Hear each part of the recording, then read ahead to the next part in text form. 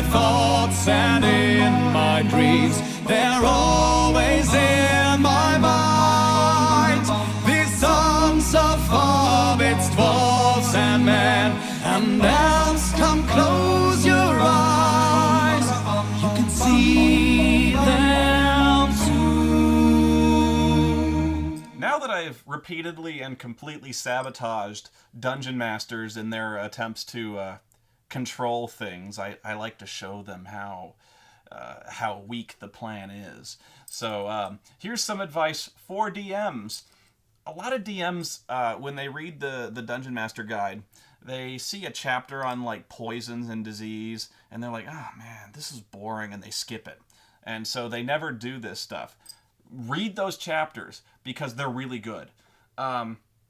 Because it's one of the best tools a DM can use, and it's one of the best ways to scare the shit out of players. So here you gotta inflict diseases on your characters, and here's how you do it.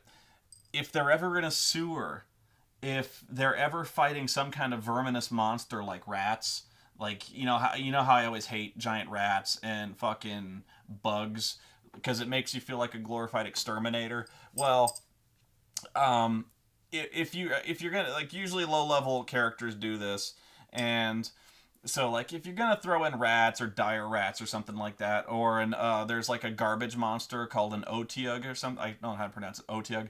It's kind of like the Diahhrea in Star Wars when they're in the trash compactor and it's like this big thing. It's got this horrible stink. Here's what you do.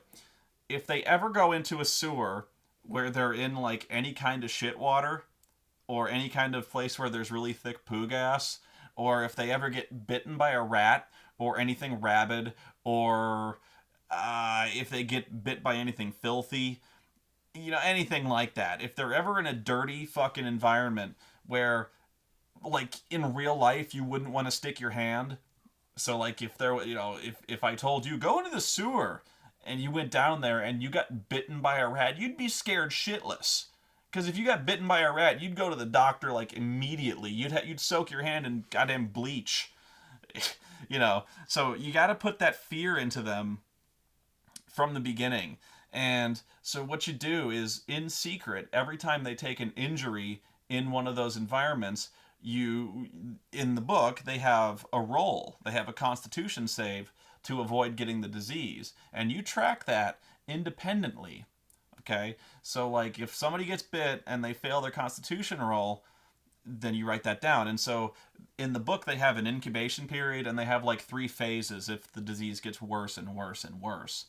So, you don't tell them they have a disease. You don't laugh, you don't snicker, and you don't even tell them how they got it. Okay, what you do is, all of a sudden during another combat, if there's any kind of effects, like they get a -1 to attack, or they're nauseated after a certain condition, or if they're tired, or they lose, like, usually what it is like they lose it in the new edition. They lose a healing surge a day. So, like, if he ever uses a healing surge, you're like, you feel really tired when you do that. Like, you feel kind of whipped. And so, give them hints, but don't tell them, like, you've got a disease until it gets to the point where they're, like, throwing up, or, like, the effects are impossible to ignore, like it says they form, like, pustules and stuff like that. Then it's fairly obvious. But this'll happen where, like, they don't know what's going on. They're like, why am I tired? I don't know. And so, like, there's actually some kind of paranoia. It's usually doesn't last that long because they figure out pretty quickly they've been diseased. But then all of a sudden they go, what do I do about it? So they go, well, they all of a sudden they start asking each other who's got the healing proficiency, because then you can actually, like, treat disease, and it makes players feel really smart, like their choice has been validated to take the healing proficiency, because all of a sudden they're not just, like, treating injuries, they're treating diseases, and so they're like, I'm really indispensable here, I'm doing awesome and stuff. So it also gives them it gives you an excuse to make them go where you want them to. So, like, if they don't, you can make something up. Like, if there's one of the biggest ones is filth fever. Filth fever is usually what you get when you're going around in the sewers or a rat bites you. That's the low level one. That's the one that most people often get. But, you can do variants on it. Like, if it's some big fucking filthy monster, like an Otyugh or a great Otyugh, this sewer, you can be like, oh, you got something really bad, like it's like the traditional treatments aren't working. So then you have them by the balls before they rot off. You're like, oh, you're feeling really sick, but you've local knowledge, but you've heard of some weird hermit who might have a cure, and then they go where you want them to, on a boat. Like, you have to cross this swamp on a raft, and then when they're in the swamp, they get bitten by mosquitoes, and then they all get malaria. See where I'm going with this? All of a sudden, these guys become complete germaphobes. They're like, I'm not going in the fucking sewer, fuck you. There's like, it smells like poo gas down there, and there's like shit logs floating past, and I'm not wading through that. So like, then it's actually, you actually get some role playing out of them, where they're not just like, oh, a sewer, no problem, we go down there with lit torches. All of a sudden there's a cost to heroism. Or they're trying to do something to protect themselves, or they actually try to prepare. There's actually some things that like can purify water in some degree. All of a sudden they're taking spells they wouldn't ordinarily take.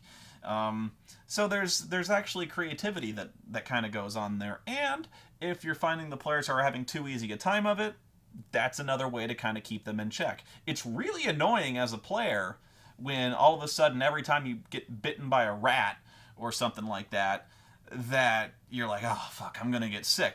But then they start taking proper treatments to get over that, because a lot of the diseases say, like, if you get bitten by something, but you take good care to clean and, wash out the wound, then it's going to be okay. Or, like, if they take care when they go in the sewers, as long as they properly clean themselves when they get out, which, no, you cannot automatically assume that players will do that.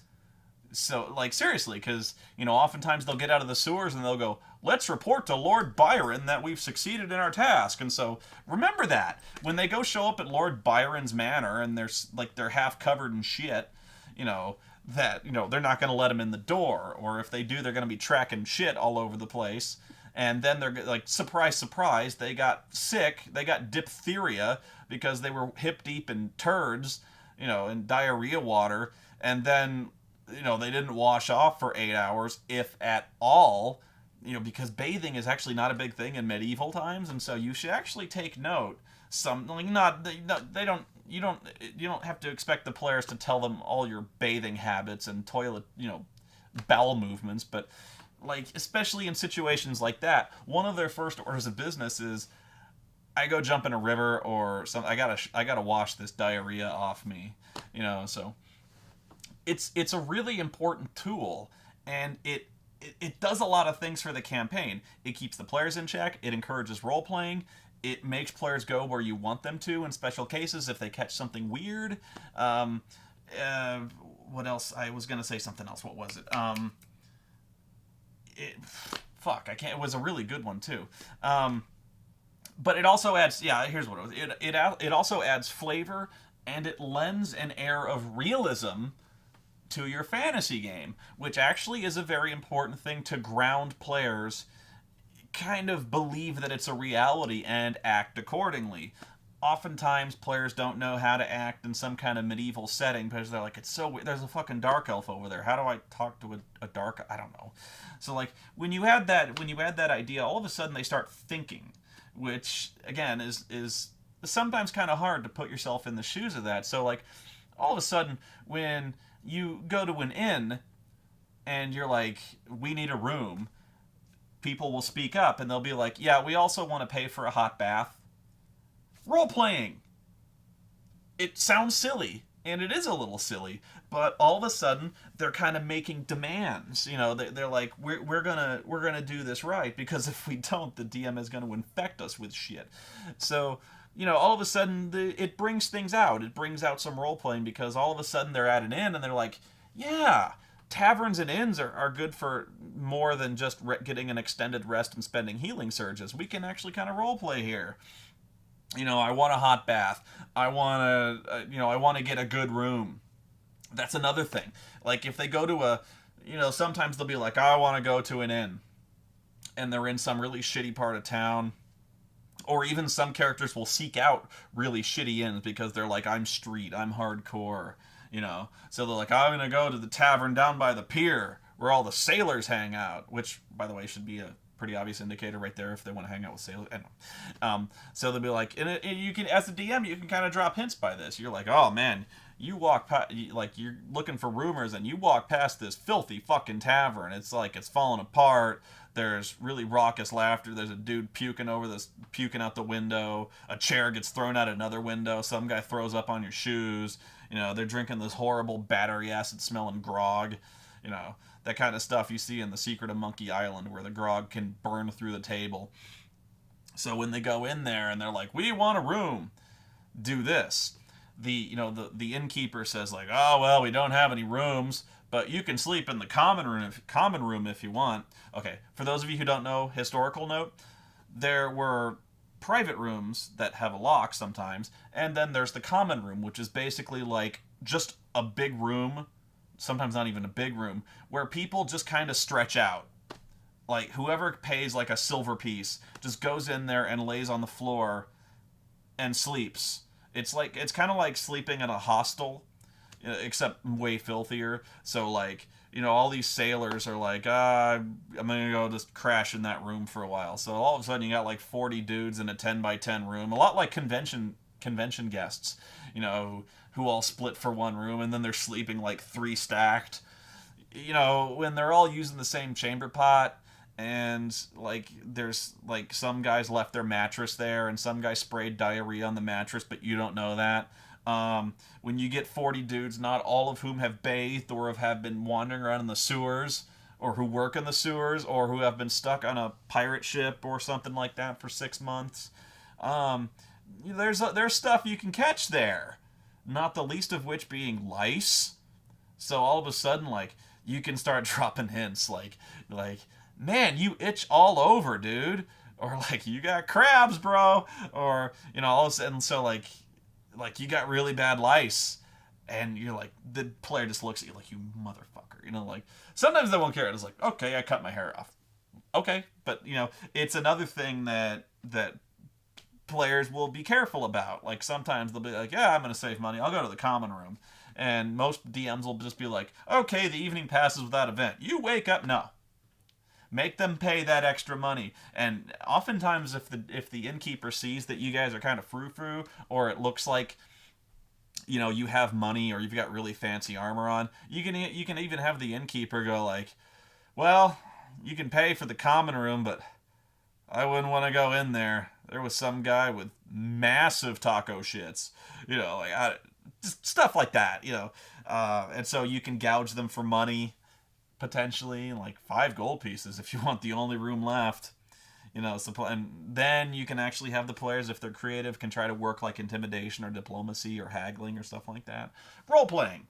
So I guess that's really what it's about, is partially a new kind of weapon that DMs can use, and a good one. It's one that doesn't seem unfair. That's a big thing when it comes to players. Players can tell when you're picking on them, but this isn't one of them. This isn't stealing stuff from them to get them to do what you want. It's perfectly fair. Like, they can't argue with that. You know, all of a sudden the priest says, sorry man, you've got stage 3 filth fever. It's going to cost a lot to cure this. And they're like, well, why? And the priest is like, bro, were you swimming in diarrhea water in the sewers? And they're like, shit, yeah. That was stupid? And he's like, yeah, that was pretty stupid. And they're like, oh, fuck, we got to be careful about that. Minor point, but also weapon and armor maintenance. You know, when you're walking around and you're in the sewers, stuff gets ruined. You know, all of a sudden, like, say, like, well, you know, you were walking around down there, and sometimes all the scrubbing in the world ain't gonna get that shit out of your chainmail, or your leather armor, which kind of soaks in there, or if they're wearing padded armor, it's ruined, bro. It's just gone. So, you know, if they go into the sewers, they might have to kind of reconcile themselves with the fact that they're not getting that stuff back, or they're going to have to throw it out, else they be deemed El Stinko forever. So I guess that was as much about how to deal with sewers as much as it was with the diseases in the DMG. But a lot of people gloss over that, and they shouldn't. because it's really useful. So yeah, there you go.